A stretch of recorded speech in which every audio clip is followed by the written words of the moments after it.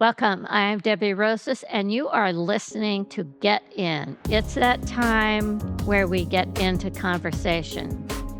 Meaningful, important, timely, relevant conversations. What about? Well, about the body and life and how we can live a meaningful and purposeful life. Now, I love smart people. And my guest today, I often describe her as she's like half of my brain or sometimes my whole brain. Designing for meaning. Who doesn't want to design their body and life with meaning? And a regenerative path of sensation. Well, if we know anything about the body, it is that it is designed to regenerate itself. The voice of the body, sensation. Now, my guest is somebody that is well versed in systems. She loves systems. And she's helped me look at this complex thing called NIA, complex thing called the NIA business, and really look at life from a nested systems perspective. And the one thing she never leaves out is soul. Our conversation is with Karri Winn. She is someone I've had a very, very long relationship with over the years, not only as a student, but as somebody that motivates and inspires me to think outside of the box. She's walked alongside Carlos and I for years, and now alongside Stuart and I for years, through movement, through inquiry, and through the evolving landscape of a body and life, where what's the one constant? Change. Karri's the first person that made me aware that there was something inside of me called intrinsic motivation. There was a pull, a push, something inside of me that was in charge of keeping Debbie on the path of purpose and keeping Debbie on a path guided by meaning.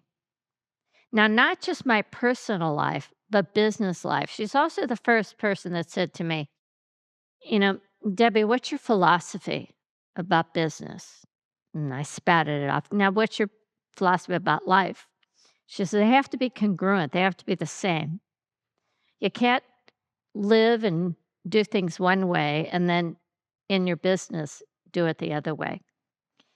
This made me think about the body's way, that the body's way has a design that if we follow it, it tells us how to function. And that is a universal design. So I started thinking about what are my universal beliefs, attitudes, and thoughts about life and about business. And this is where Karri came in.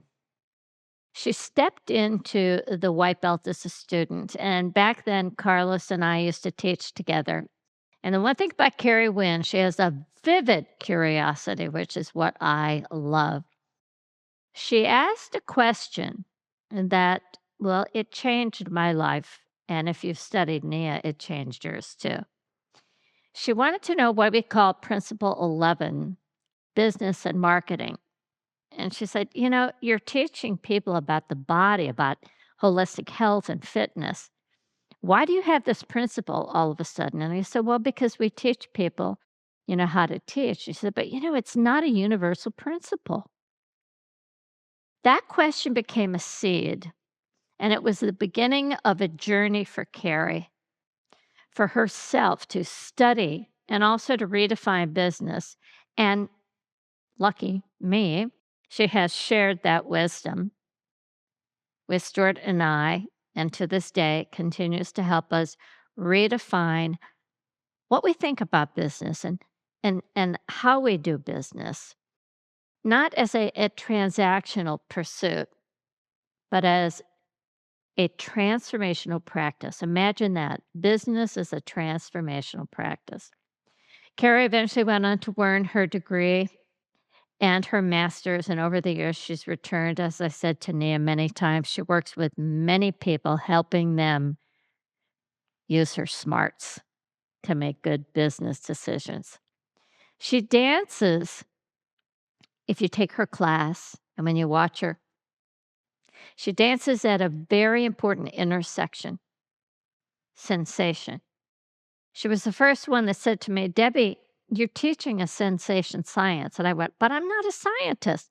"You're teaching a sensation science."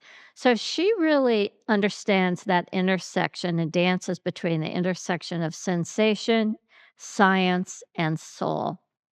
She calls herself a regenerative designer, a conviviologist. I can barely say it. A sensation scientist. Recently, she's a somatic. She's taken the Gil Hedley's anatomy course with me. She is absolutely a sacred strategist, constantly creating new ways of thinking and doing, new ways for people, communities, and cultures to thrive. And boy, I'll tell you, in the Nia technique community, in the Nia business, she gets to roll up her sleeves and get her hands in the mud, and she's got a lot to work with. And it's amazing to watch her weave her magic. It's always an honor for me to be in her presence. I feel so blessed that she shares her wisdom, and more importantly, that she cares about Nia, that she cares about the Nia community. She cares about Stuart and I. So I welcome Karri today, not just as a guest, but as a longtime friend, a brilliant, brilliant co creator, and the original question seeker who has helped shape the way I think about business and has changed Principle 11, which she's going to tell us all about that. Karri, welcome to Get In. Hi, I it's am great to so be here. Get in. so I'd like, your bio. I read your bio. I went online. I went, oh my gosh, that's like having a friend. And then you go and they did what? I said it reads like a constellation, a designer, a social architect, sensation scientist. If you had to distill your essence into one phrase or metaphor today, what would it be? I say brilliant, but what would yours be? When you said that, the very first thing that came to my mind is a seed, a little spark, a little sprout of life that has the potential to grow and grow and grow and bring beauty to the world. So, as a seed, let's imagine, okay, here you are, you're born, and they say we pick our family. Um, Andrew Weil was so great. He was on the other day and he was talking about how his daughter was bitching about him, about, he wasn't a very good parent. And he looked at her and he said, well, since you picked me, I think the bigger question you should be looking at yourself is why did you pick me? And I love that story. So when you think about yourself as a little seed and you pick these parents, what was it about your upbringing that has instilled in you this insatiable curiosity to learn? I arrived to the world being taken care of by Daryl and Cheryl, my parents. And with Daryl, my dad, I was exposed to the world of scouts and lots of outside activities and getting to experience camping and doing all of those really fun kinds of things. With my mom, Cheryl, she gave me a tremendous, I mean, probably I picked my parents because I picked my mom. However, the ancestry that I got from my dad is also really pivotal in my own living legend as it unfolds. My mom existed as a naturalist. She just loved animals so much. When I was in high school, she was the docent director, the education director at the Sacramento Zoo in California. Wow.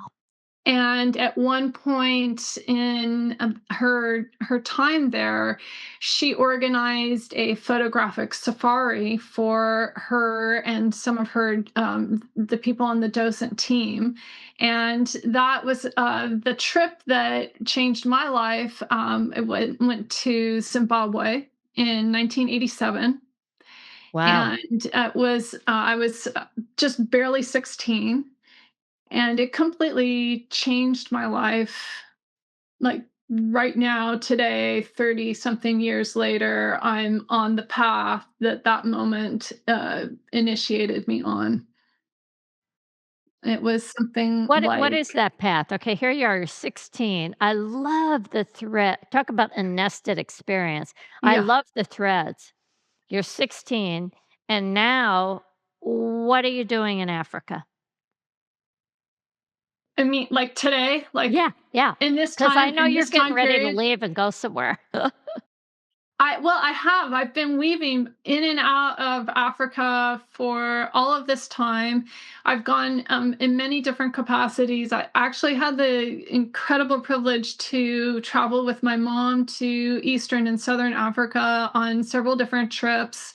I one time took a design thinking course in Kenya. I spent my senior year of college. I went to the School for International Training in 1991, 92, and I spent my international a year in Zimbabwe working with an NGO, which was completely amazing. And so I've had a variety of learning experiences about people, cultures. What does it mean also to be a person from the West has been a tremendous theme that I have encountered and explored in terms of my privilege, in terms of the color of my skin, white skin, in terms of my class. I'm middle class, but I'm doing something going to Africa that's really rather expensive. So in all of the ways that I've been able to pull this together has been really legendary for me. And currently, after having rolled the dice several times, it took a moment to get a door to open. But I am now in graduate school again. This is my third master's degree trajectory. I am enrolled at the University of Cape Town, and it's a master's of philosophy program in the Graduate School of Business. The focus is on inclusive innovation.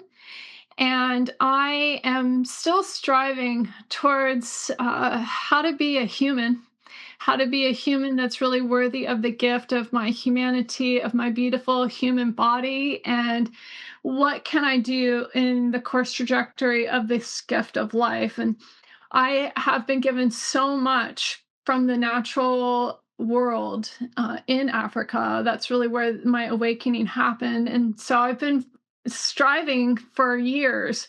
How can I give something back that is tantamount to the gift that I have received? I'm really passionate about the regeneration movement. You mentioned that I call myself a regenerative designer, which I do believe I have earned over decades. That is the coalescing of my skill set.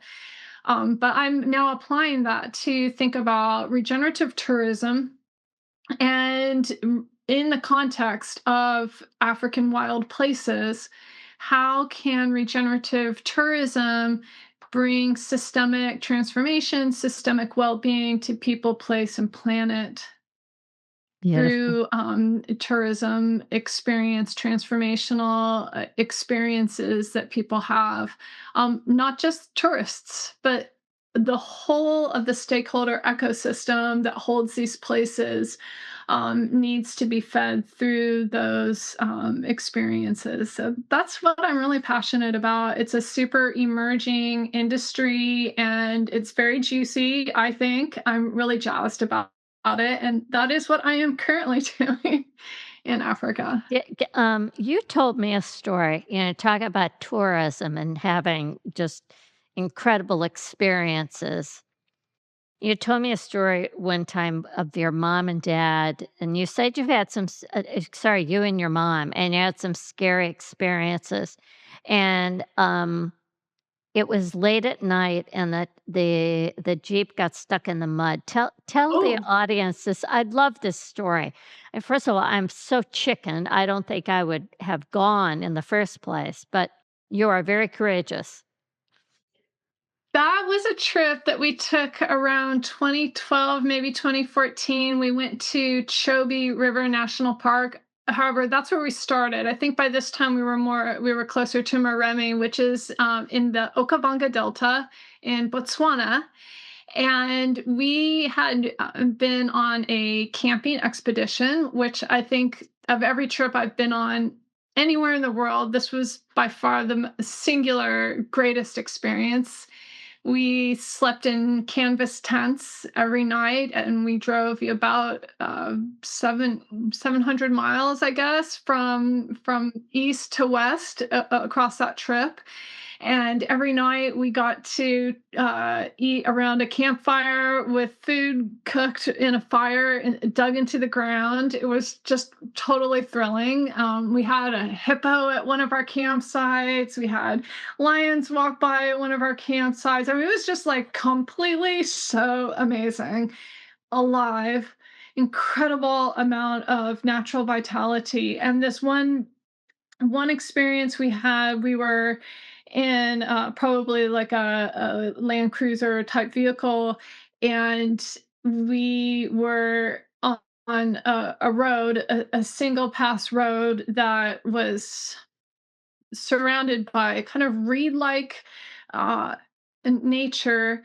And we went to pass through a puddle, which probably should have been fine because these guys are really sophisticated drivers and they pass through puddles all the time. But this one was like a really big puddle, and our vehicle got stuck right in the middle. I mean, we had water in the seats, and we all had to uh, walk out. We had to get exit our vehicle, which became stuck, and we had to walk out and get back onto the road.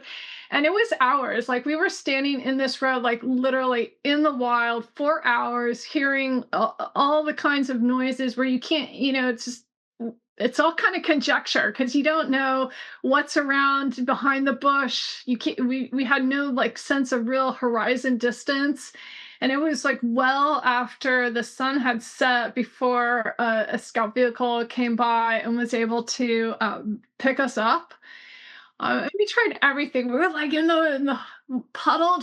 I guess it was much more than a puddle, but we were trying to push the vehicle out like to no avail. And I mean, it was a bit terrifying. Absolutely.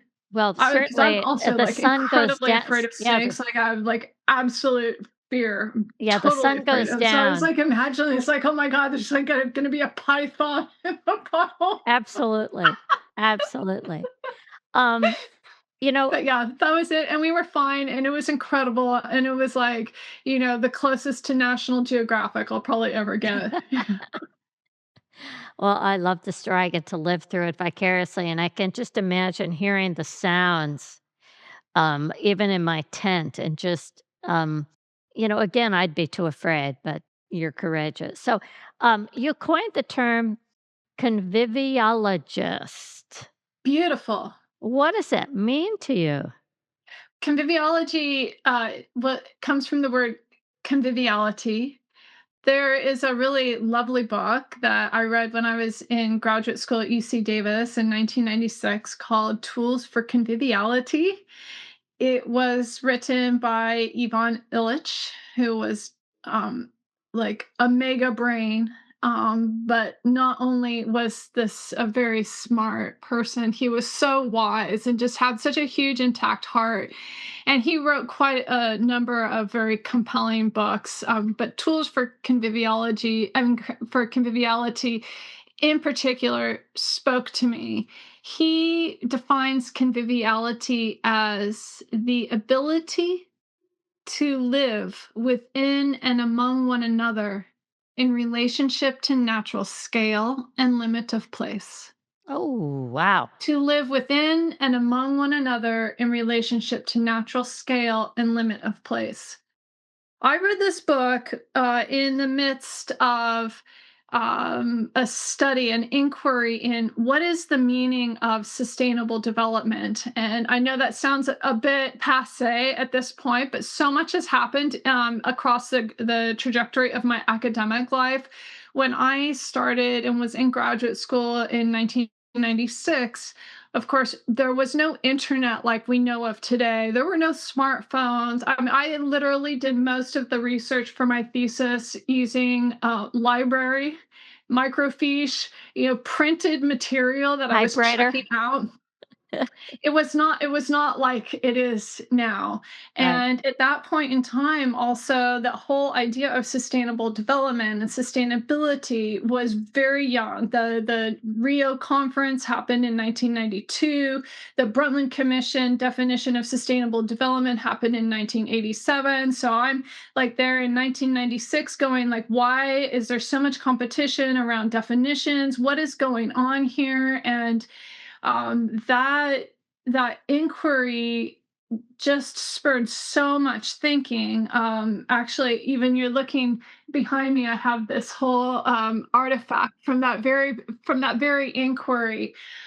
This is called the holistic decision making mandala. This is a nested systems visual diagram that I created to begin to illustrate what does it mean to look like, what does thinking look like to yield sustainability outcomes. So that's just an aside that relates to tools for conviviality. I thought, gosh, much more than sustainable development, much more than making sure that we can meet the future's needs while we're meeting today's needs, because that's kind of like the gist of sustainable development. We need to learn how to live with one another. Like those are skills. Like how do we learn to live within and among one another? And I just have come to love so much Ivan Illich's phrasing of the definition like that, because I'm very passionate about the more than human world. And of course, for most of human existence, kinship was normal. We're aberrant to think of it like that. Most of all humans who have ever walked and lived and breathed on earth experienced a kinship with the natural world. They were brothers and mothers and aunts and uncles. They were trees and rocks and mountains and beavers. Everything lived and connected to each other in a place. So the ability to live with you and I, with people from different cultures, with the natural world in a place, and then to be bounded by the natural limit of that place, because that's how we regard the place, so that the place can sustain life over time. And not just sustain life, that's so like utilitarian, but what about the beauty? So much beauty in the natural world has been degenerated, destroyed, trampled on in the sake of what we call progress. And I think it just doesn't need to be like that. So I Absolutely. imagine so much this definition of how do we learn to be with each other? How do we, what are all those skills that we need to do to have to be able to speak to people that have different ideas than we do? Like, what, for example, could be more important today than the ability to talk to somebody that thinks really differently than you? Right. Yeah, like, and not fight just because we have a different sense of who we think should be in charge of a politics or whatever. Like how are we going to go anywhere as human beings unless we can learn to live within and among one another?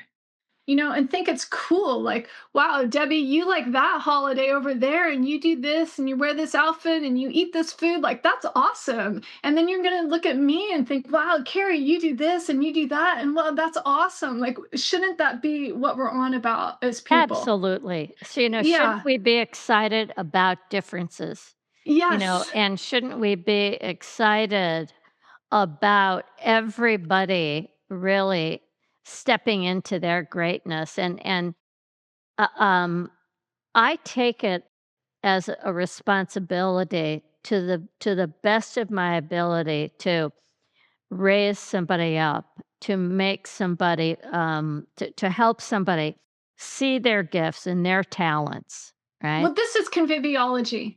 So Yvonne creates conviviality. I mean, well, conviviality, that's just a word. That's a word that's in Latin. It's in every romance language, conviviere. It's just a beautiful word. It literally means to be with life. Yeah, beautiful. It's the same as vitality is the root.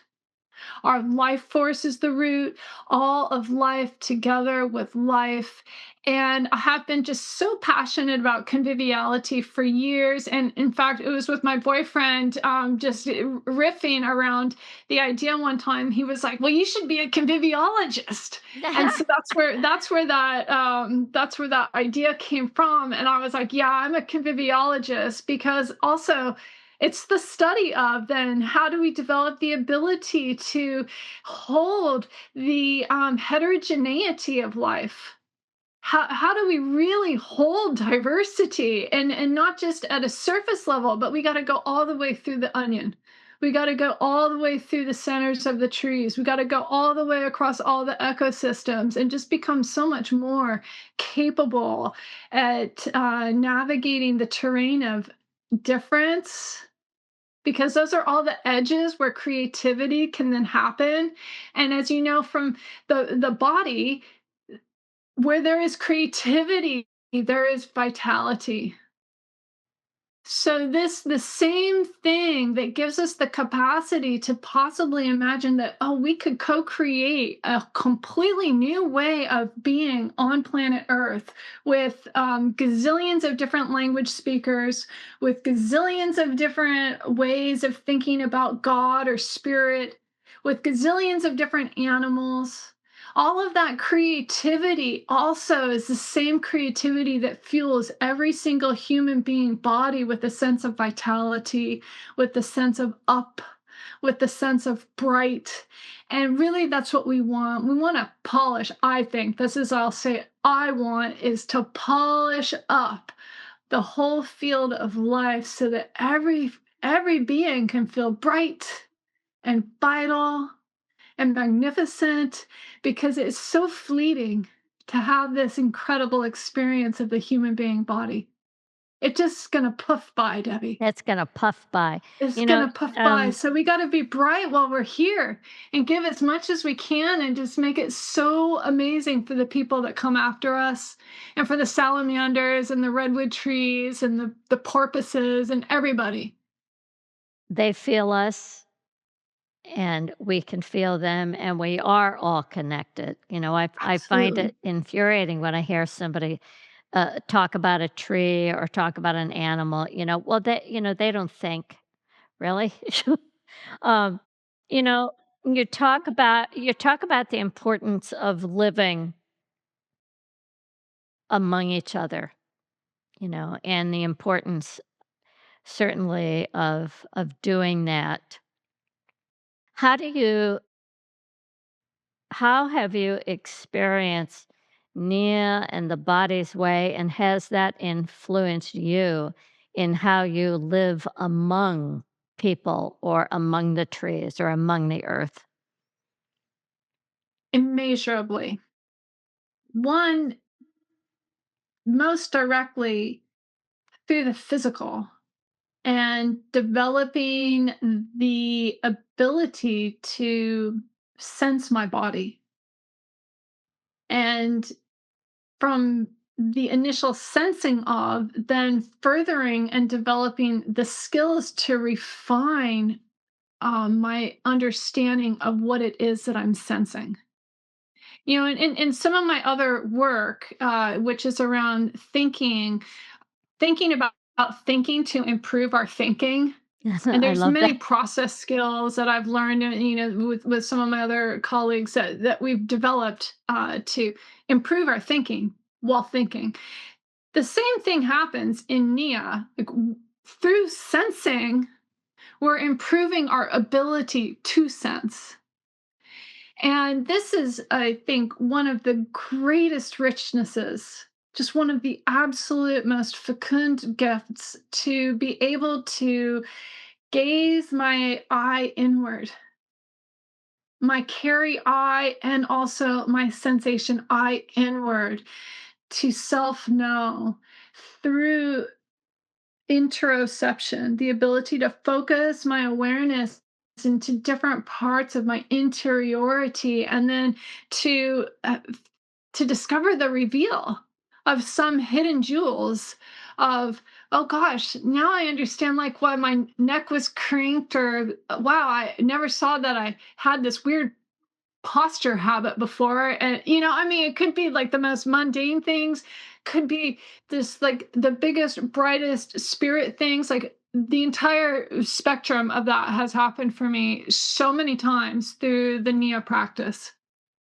coming to classes and ending up in a like little ball of juicy tears at the end of the class, lying on the floor, like with the emotion just pouring out, the ability to move the body into different territories of emotion, the different territories of probing, curiosity, and all the while also toning my body to experience like more self-efficacy because I have developed my movement capacity. All of those things are incredibly very rich. And then also the very special way that I have been able to uniquely work with you in developing Nia education has like incredibly affected me. I remember in the era, I think around maybe 2016, 2017, there was the reveal of the sensory studies. Yeah.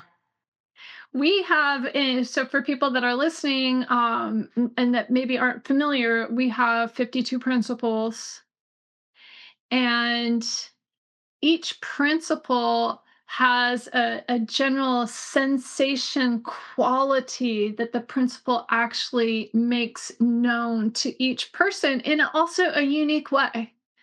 And then we call these the sensory studies. So part of the sensory studies also came through just in my dream consciousness, or in the proto sleep stillness, and then we've worked so much over the years to come from the very like misty edges into focalized realization, and that kind of work is profound. The distilling of meaning and purpose, and I know you and I have spent hours. Is that the right word? Right? And I love that. And there's that moment when we we both go, "Ah, that's it, right? That's the word. It is the sensory study of vitality or the sensory study of being alive, right?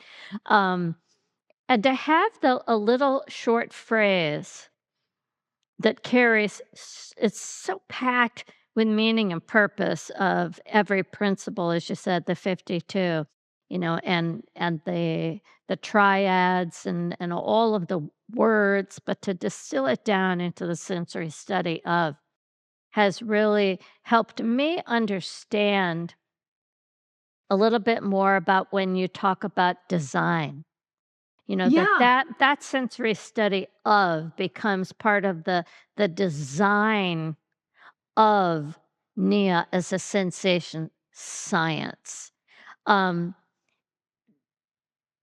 Nia is a design science. I mean, there are many of these design sciences in the world today, and I absolutely consider Nia as a design science. And as a design science, Nia is unique in that I think it's the only one that I know of that specifically is directed at the interior dimension of the human being experience. So, how we can then take these different design principles and apply them through our being state, through our thinking, feeling, and moving, and constantly probing the self through the principles to achieve some kind of intended outcome. That was when we started really shifting from, okay, Nia is science, craft, art. It is all of those things. And also, Nia is a sensation science. So, what does it mean if Nia is a sensation science? Nia is also a sensation science that is a design science, in that it is a methodology that can be applied for a reliable outcome or a consistent outcome. And what outcome might that be? It looks like transformation. It looks like physical fitness. It looks like self efficacy, self knowing. It looks like a sense of greater meaning. It can also look like I healed my body. It can also look like I processed a grief. We've seen just like a tremendous range of outputs possible through the application of this design science in people's lived experience. What is unique is the principle itself. The principle is the little objective kind of nugget that then each person can personalize. And this is it's unique in this sense. The way the design science of Nia sensation science expresses itself, it's very cool. To me, this is where the word sustainability fits. I have an issue with the word sustainability. Me Um, too. and, it's too fixed. I don't want to sustain something as it is. Now, I do want to sustain my health and well being, but is sustain really the word that I'm looking for? Or is it transformation? Or is it evolution? Right? We say in Nia, through movement, we find health. And you're such a wordsmith. Right. Um, I mean, even like with heart health, like, do we want to sustain our or we actually really want heart rate variability, exactly. which is not exactly sustainability, but Exactly. it supports sustainability of our health over time if we also have this movement variety. And as it turns out, that movement variety and Nia's really kind of distilled value proposition, through movement we find health, is a gesture of creativity. It's not just any kind of movement, but it's the creative, kaleidoscopic, unfolding potentiality of diversity that really is health building. And that's nature herself. Yeah, She just doesn't sustain and be a forest. no, she loves a variable. And I imagine Mother Earth saying, well, now what about this? Well, now what about this? Exactly. Um, because you speak about Mother Earth, as a guiding force, absolutely, guiding because we're here, we're in relationship. How does the earth inform your perception of design systems? Through the heart and spirit, first and foremost. Mother Earth gives me everything. I'm right here able to breathe and bring life force, vitality into my blood and into my brain and into have an experience. This is the gift first and foremost of the beautiful Mother Earth. Then she's given me these wonderful, beautiful fibers. It might seem like I've paid for them, but actually it was she who gifted them to begin with. The furs on the animals, the cotton in the flowers, the water that's so beautiful that falls from the sky and runs down the sides of the mountains and crystallizes in snowbanks, fills our rivers in the summertime. The little sprouts, like, nobody pays for that. Right. Somebody might buy a corn seed, but nobody pays for the magic that's the little sprout that pops up and sings into the world. Yeah. The magic, So right? I have been given everything. I have been given so much from the beautiful Mother Earth, who is a whole being. She's a whole being. People from the farthest reaches of time have thought so. Scientists today, they have the Gaia theory. The James Lovelock and Lynn Margulis created the Gaia theory. Um, Yes, she is a living being. And let us And remember what does that it mean when we care for her? yeah, and let us remember she's round. And she's She's roundish. round. She's round and she's awesome. And she's moving through the space in this dance, making sacred geometries. I don't know if you've seen these. Have you seen these? These Oh, the yeah. planets as they're Unbelievable. moving, they're all making Yeah, various forms of sacred geometries in their oscillations and their movements, yeah, and then spiraling also with the sun. This gorgeous spiraling movement, and we're never in the same place ever. We will never be in the same place of space up, ever. up there it went. Right. That's Yeah. incredible. Yeah, Like, it's I just pretty can't incredible. imagine, like, how amazing does it have to get for people to go, "Oh my god, let's take care of the beautiful Mother Earth." I don't Because know. really, I don't we've just got a design issue.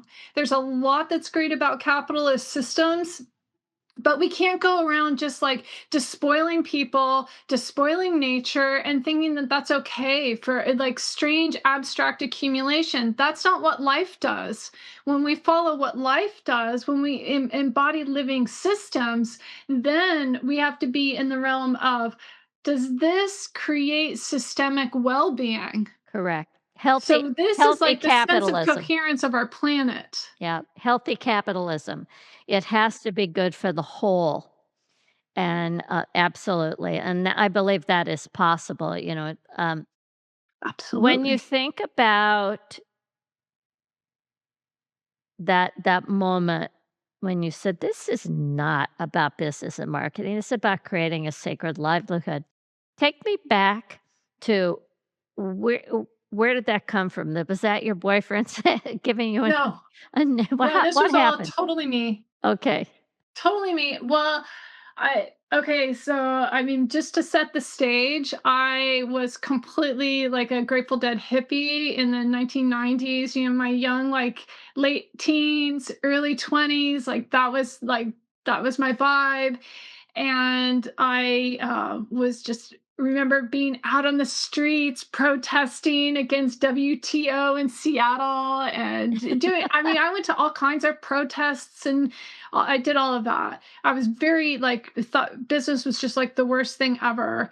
And it was clearly in my mind destroying the world. And that was the end of the story. Um, then then I just started doing this NIA training, and that was really great, and I was really loving it. But it bothered me so much that all of these cool principles were burdened by this business and marketing principle.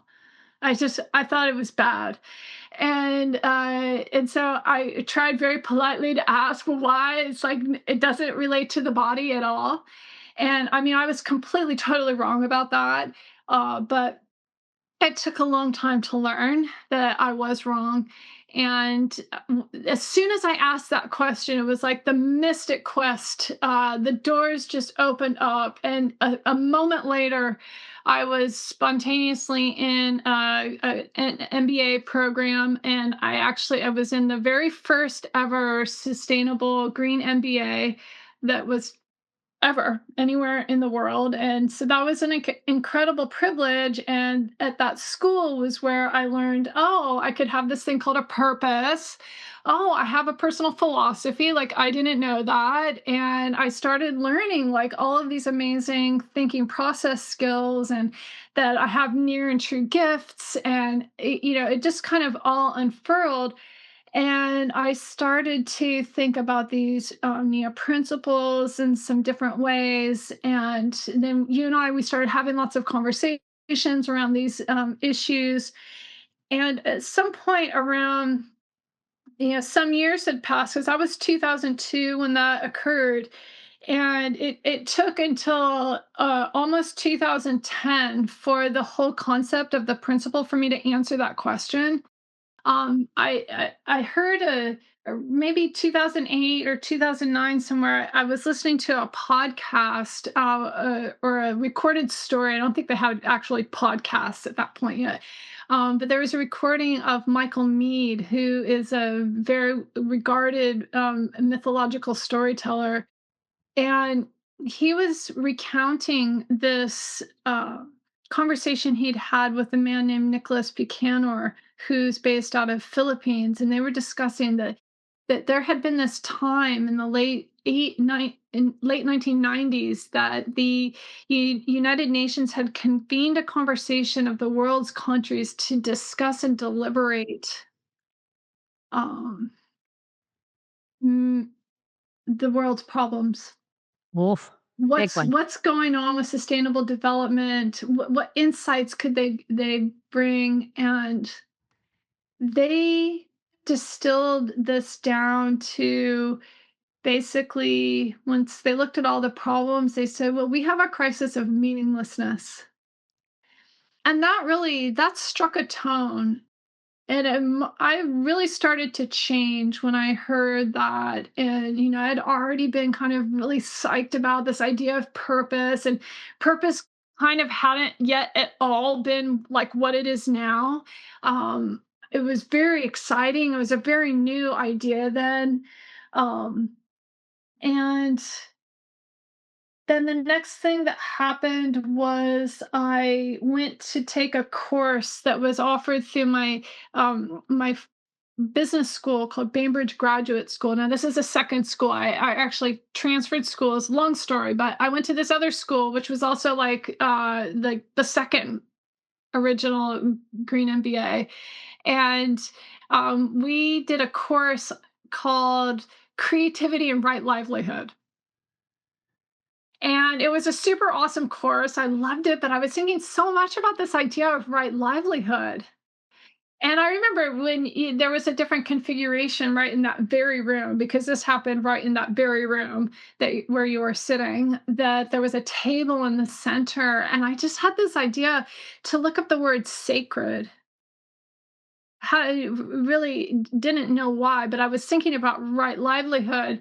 And then that's when I saw this freedictionary.com definition: dedicated or devoted exclusively to a single use, purpose, or person. Sacred. And I thought, yeah, sacred livelihood. Heck yeah, that's the one. So, as an answer to like, what does business have to do with the body, where we took that iteration of the principle was to say that the body lives in the present moment. In the present moment is where all of our gifts are shared with the world. Only in the present moment does the body abide. We breathe here, we eat here, we sleep here, we kiss here. It's always about the present. So our choices and our actions are what we invest through the present. Our choices and actions we invest. We literally investirse, which means in Latin, like Spanish, we put on our choices and our actions, and we wear this beautiful dress of our purpose. Because when our choices and our actions are investing in the now time sense of self towards also a purpose, like our desired destination that we want to go in life, it really is that thing of like the journey is the thing. Yeah, we just created this very cool, like embodied concept of exactly how that's happening, so that I keep making choices. I keep moving on this like little squiggly, wavy, twir- twirly line towards my destination that I never realize, but I get to because I followed what was important to my heart. And that the return on my body's investment of time, like this is what got people caught up. Some people were like saying, oh, okay, it's like we're saying do this thing, it doesn't matter if you're making money or not. Like, no, that wasn't the point of this at all. This is the point, is to say that when we are living moment to moment, making choices that feed us in the now, that's a vitality plus. Says vitality. When we do something that feels good right now, Right. that we're also sowing a field, so to say, of a joyful life, of a sacred life that's invested with our good well-being choices and that the return on the investment of our time is our what we playfully call the cosmic salary, which was a wonderful translation from German that we received from Ann Christiansen, a Nia trainer based out of Hamburg, who's describing, like kind of the gift, the je ne sais quoi cool gift that many people experience when they teach Nia, because the teaching of this Nia practice is so totally awesome. It really is a cosmic salary in the way that people are investing in a skill and presencing, and then able to do all of the things that are happening, listening to music, cueing, moving, expressing, so on and so forth. There's a flow state that happens in those moments. It's like cream, cream of the milk. It's just very delicious. And so that is a cosmic salary that's, very condensed in a unit of like, I'm teaching a class for a time, but we can spread it out and say, it's like, what are we living for? What's the point? And so we did say that, making money is of course important, but there's more to life than money. And if you're not making meaning, also, you're going to feel it. There's today the world in relationship to value to me is so out of balance. And you talked about, the importance of having a kinship with the natural world. I somehow feel that in that we've lost that kinship with the natural world, that there is that attitude that there's never enough, um, and almost a loss of being able to understand the true value of something. And I always think about that with when someone will say, "Gee, $10 a month, for Neon Demand is just too much." And I think about the wealth of knowledge, of material. Just like you say, Mother Earth gives you everything that you need. How valuable is that, right? Where do you think that the loss of really being able to discern value, where does that come from? Is it just part of our generation so much? It has happened in our generations. Absolutely. But it's also not a universal thing, because right now on planet Earth, there are many people living many different kinds of lives. And it's sometimes in the US bubble, like hard to really think out beyond that. But there is a sense of knowing where things come from that is invaluable. Yeah, yeah, And when things become so cheapened through industry is powerful, like amazing. Humans are amazing, so incredible.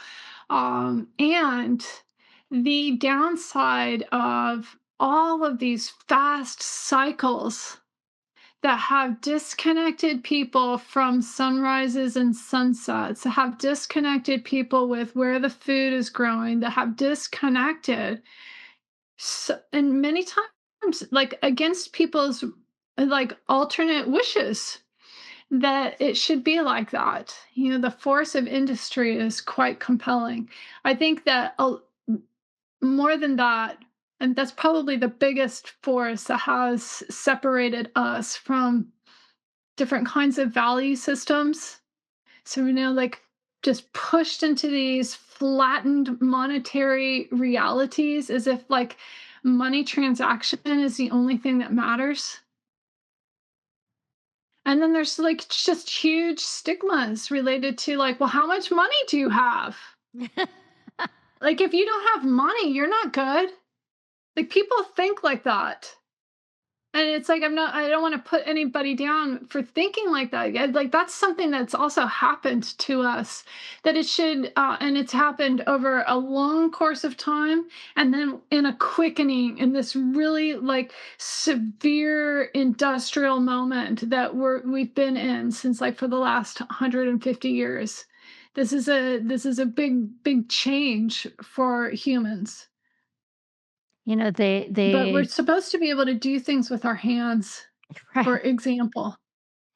And to understand everything as energy, that that's an exchange, and to feel good about the giving and the receiving, as you say, the return, on your investment, and honoring the lineage. When you talked about that, that's been always so important for me, that anything that I've received from Tai Chi, Taekwondo, Aikido, jazz, modern, Duncan, whoever it is, to name to acknowledge that gift, and the exchange of how that gift has affected my life, or affected the work. Is that, when you think about phenomenological artistry and embodied intelligence, is that kind of wisdom of exchange, is that part of it? Absolutely. The phenomenology is experience. How and I know lifestyle is very important to you, and the thought about like how do we create our lifestyles? What does that mean? Yeah, How do we shape the flow of our life force from each moment into the next? And that's a thing. It's possible to really direct a lot. yeah, I think about,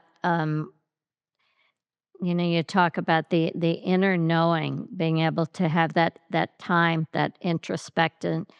It's such a gift and such a privilege for me to be able to give time and attention and money to my health and my well-being, when I know that in some places in the world that's not even possible. Um, and when I think about a design system for health and well-being, I'm so desperately seeking, how do we get across the importance, the value of everyone's health and well-being, so that society and business and makes time for that, in a sense, considers it. That's a Yeah, it's a big question. It's a big question because from a living systems perspective, we're all interpenetrated. We actually like the forest's health is part of our health. And it seems abstract, but it's like legitimately like biological, yeah, yeah, yeah. biological, ecological. So we have a vested stake in systemic health. It's like one of the things that I really feel jazzed up about the regeneration movement is that the emphasis is always on place, because place is where life happens. And it's the same thing with the body. Life happens in the body, vitality happens in the body. The transaction of sunlight against the earth also happens in places, and that's in places where the leaves pick up the light and photosynthesize. So this is like the gift economy of the sunlight, the gift economy of the exchange of reciprocity. Those things happen in places, and the knitting up of a humanity that's capable of stewarding the whole of spaceship Earth has to happen place to place to place, not through dogma, but through the sophistication of principles applied well in relationship to people's cultures and the places where they reside. Even if we don't see each other, and we can't because we live on such a huge, beautiful earth, we could know that all of our brothers and sisters are doing a life that's worthy of their humanness and that's taking care of the earth so that thousands of years of humans and other animals and rivers and snowflakes can continue to be here. Yeah, it's like that's a mentality that we can think of. And it's not unusual because the most people that ever were living on the planet had a mentality like that connected them to the sense of their descendants as far as they could imagine, and that connected them to a sense of their ancestors as far as they could imagine, so that the now always was this beautiful, tended, celebrated. I mean, I'm romanticizing a little bit, but I'm talking about a mindset of sense of continuity, connectivity, and breadth across time. Yeah, I don't think it's a romantic whim. I think it what you're explaining is that blend of creativity, that blend of art, that blend of, creating and designing a future system that doesn't forget the ancestral past, that Exactly. the connection, the wholeness, that affirming our life is not just something that's happening in the now. We recognize it in the now, but the affirmation of life is something that is a huge lineage of different ways of living and being, cultures and ways of thinking. We'd like to think, and I'd like to think that we're evolving. I sometimes feel that we're taking steps backwards, but I'd like to also believe that there's a higher power at play and it knows what it's doing. So Debbie, just shut up and sit down and watch. Do your best, do it, do what you can. Um, and you know, if there what is it that when you think of all the projects you're involved in, is there one right now that you say, it just I'm really excited about this? Well, I mean, there is something that I'm dreaming. I don't think we've even ever talked about it, so I'll share it now. But I want to create a sanctuary safari. What I mean by that is I want to curate transformational journey, a kind of pilgrimage where people have an opportunity to examine, who am I? Where did I come from? Where am I going? What does it mean to be human? Where do you get a chance to actually probe those questions with people? And not just the like, who are you, Debbie? Who are you, Carrie? But I mean, like, really, like in the context of a million years of Earth, who are you? In a context of how many human lives have ever lived on the planet, who are you? And I want to have these curated conversations in wild places You mean like that, downtown? yeah, that take people into liminal explorations of what it means to be human in a more than human world, and in a world that humans are really actively degenerating. This is a time of great crisis.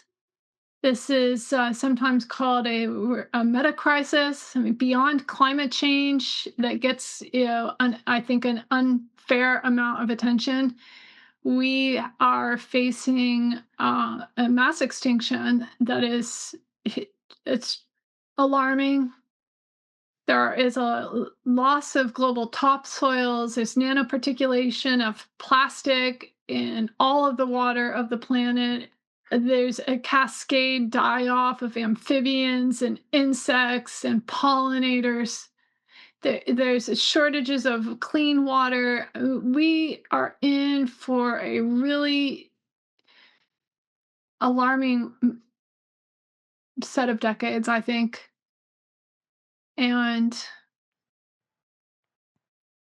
Well, nothing happens, as Stuart says, without a conversation. we And have to have I conversations. yeah, and I love your vision of wanting to have what Gil Headley says, a state change. I know when I'm in the lab with him and, we're doing dissection, it I go to that place that you're talking about. What is it really all about? Right? Because I feel like I have my hands in the soil, right? I'm in such a different environment. And then I Huge. leave that lab and I go out into the real world and I get caught back in the Debbieism, right? So I love this idea. I'm going to hold the vision. And I want to let everybody know that we are going to have a second conversation with Karri Winn. We're going to talk about this fantastic project that she curated called the Wind Tunneling Project. We used it for Nia. I'm not going to tell you anything more, but you're going to listen to it because it's going to be a separate podcast. Kara, I want to thank you so much, first of all, in helping me become a better decision maker, helping me become a more diverse thinker, helping me understand the power and the peace that comes from the right kind of methodology and systems, and the way that you have provided me the opportunity to do a look without judgment into absolutely everything I do, everything I bring into Nia, everything I say, and most importantly, into how Stuart and I do the business. I know I speak for him. We are forever grateful for your eyes and ears to nudge us and say, no, it's not good enough, or you didn't see this. That's the best kind of teacher. That's the best kind of life partner that you could possibly have. And I thank you. I thank you. If people want to get in touch with you directly, where can they go? Well, they can go to my website, cultureconvivium.com, or they can find me on LinkedIn, Karri Winn. Beautiful, beautiful.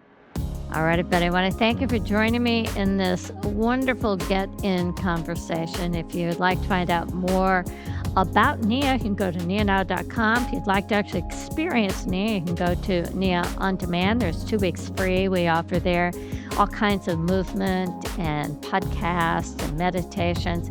And if you'd like to read a little bit more about body and life, my philosophy, my thoughts, you can go to debbieroses.com. Sign up for a subscription, and I publish at least 2 articles every single week. And thanks so much for joining me. Remember, this is our time to get in to get into the conversation, to make real change in the world. Thanks so much, and I'll see you next time.